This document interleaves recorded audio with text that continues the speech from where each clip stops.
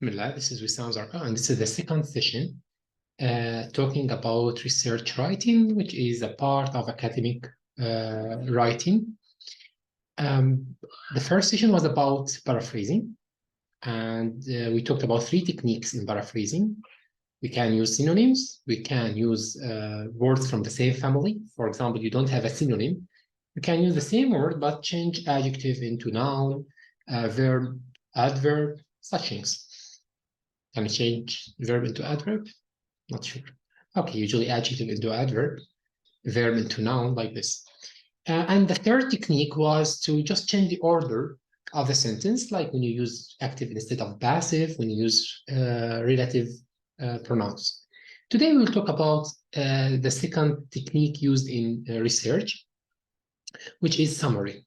So you paraphrase when there is an important idea, you need all of it, but it's not accepted to copy paste it as it is. You should paraphrase it, explain it in a different way. Summarize, we don't need everything here. We need just the main idea and we summarize. So this is the idea of summary. Okay, so sometimes, like summary, when you mention something in brief about someone's life, about a member of your family, you describe your hometown. This is usually you summarize. So this is a technique we do in our normal life. Is it the same in academic life? More or less.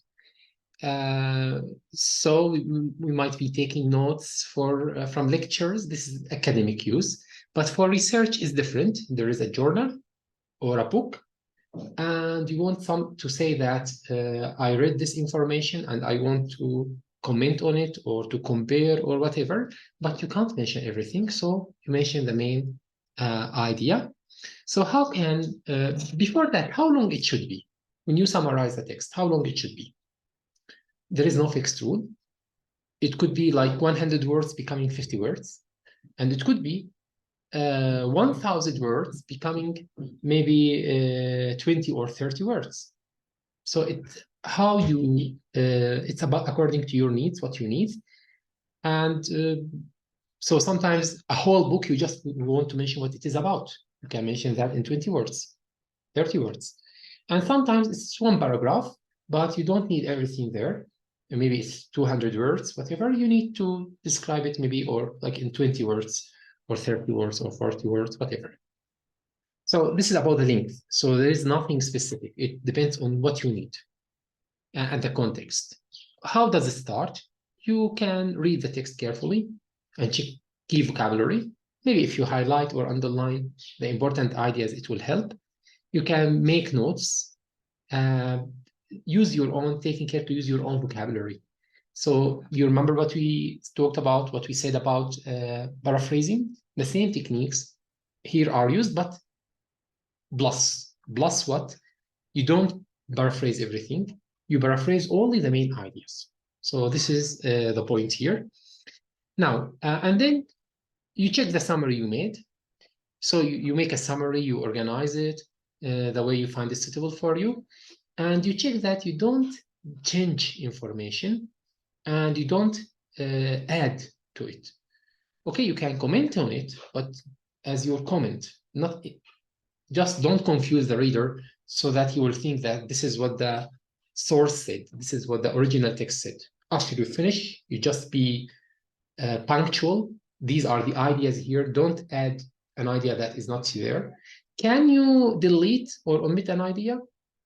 If it is not related to your research, maybe you can do that. But if it is related to your research, you should be, let's say, honest in your summary, and you should include it. And don't change, distorted. Don't just change it in a way that it makes it invalid anyway. So these are what we need to know about summary.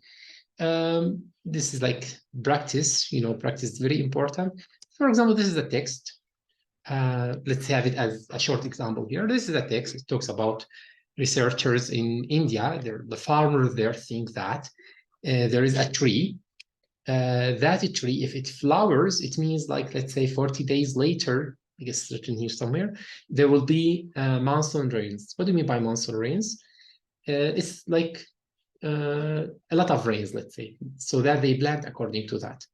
And a scientist came and he decided that, so he made a research and he discovered that, yes, this saying is true. So the farmers are right. So there is a presupposition and he approved it. So when I want to summarize, I understand the idea, then I try to highlight the most important words. Indian researchers all saying, predict the weather, Gujarat farmers in an area in India. So their choice depends on for what they have to plant on monsoon trees, monsoon rains. And the flowering of this tree, Cassia fistola, will predict the rains. Dr. Kanani, I guess, he did that research and he found, yes, the predict was successful. It was correct. So, for example, if we have to summarize that, maybe this is 100 words, 150 words. If we want to summarize it, and in a summary, we just take the main ideas here. In the research and checking ancient saying, all saying links monsoon to flowering of a tree, used by farmers to select peanuts for wet weather, or what was peanuts or something else here.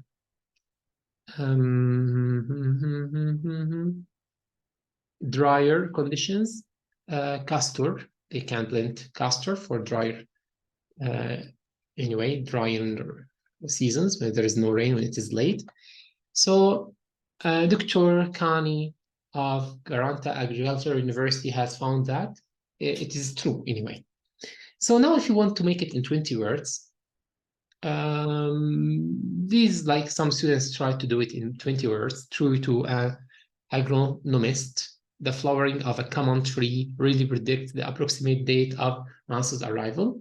It's suggestion. Maybe I don't totally agree with it. There are, like, the name of the researcher is important for me. Maybe the name of the tree is important, which is not mentioned.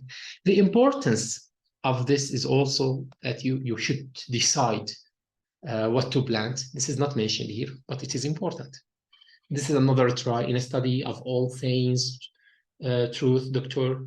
Kanani discovered that classic Cassia, Pistola pretends the approximate date of monsoon's arrival. Again, this is good, better than the first one, but also we don't say exactly why this is important, because they have, depending on that, they can decide which one to choose. I will not make it any longer. This is all I would say about summary. Again, it depends how wise you are to decide what is really important and included in the summary. Thanks for listening.